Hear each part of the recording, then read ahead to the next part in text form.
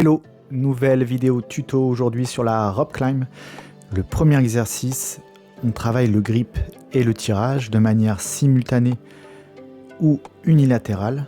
Il faut savoir qu'un grip minimum sera obligatoire pour réussir à grimper une corde. Donc je travaille ce mouvement en échauffement. Vous pouvez bien sûr mettre plus de charge sur la corde pour augmenter la difficulté du tirage. Ici je teste mon grip ainsi que le travail de mes fléchisseurs de hanche car une bascule de bassin sera obligatoire pour gripper la corde. Si ces deux mouvements sont difficiles, il faudra faire bien sûr un renforcement sur le tirage et sur le gainage. Petit travail de la bascule du bassin. Donc là on sera plus sur un press back.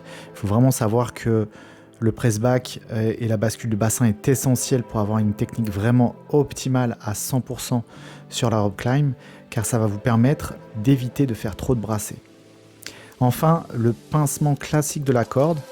Donc là, moi je suis gaucher, j'engage d'abord ma jambe gauche légèrement en diagonale, elle va suivre voilà, la corde et avec mon pied droit, je viens gripper la corde par-dessous.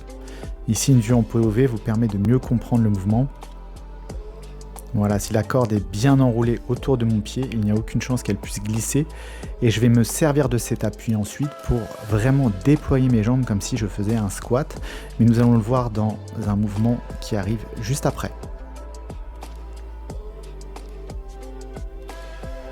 Maintenant, je me teste à la barre en suspension, un petit travail de pincement de corde et ensuite un léger tirage.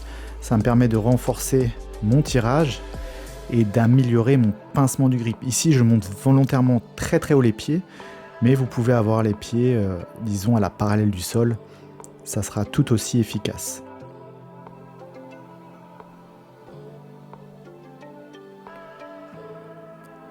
Ensuite, je vais essayer suspendu à la corde.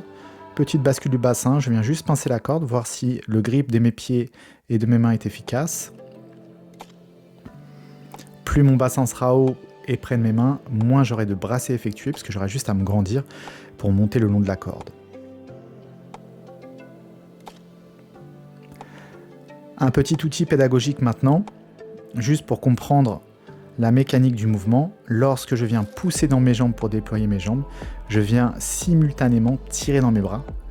Donc il faut bien comprendre qu'il y a 75% d'efforts qui vont se faire dans les pieds et dans les jambes, comme si je réalisais un squat, et 25% de tirage de bras. D'où l'intérêt d'avoir un minimum de grip. Mais ce qui est très intéressant, c'est que tout le monde peut réussir à grimper une corde, car l'effort dans les pieds est assez facile. Si vous sentez que vos pieds glissent le long de la corde, il faudra serrer un maximum les jambes. Là, je fais un test sur une brassée, j'essaie de monter le plus haut possible. Donc je débarre bras tendus, ma bascule du buste, je viens pousser dans mes jambes et ensuite tirer dans mes bras. Et je tends mes bras au maximum. Et sur le dernier exercice, eh bien, tout simplement sur une corde, je vais essayer de monter jusqu'en haut de celle-ci en réalisant un minimum de brassées. Et comme vous allez le voir, je vais réaliser au total 2 brassées et une petite qui me fait 2 brassées et demi pour environ 6 mètres.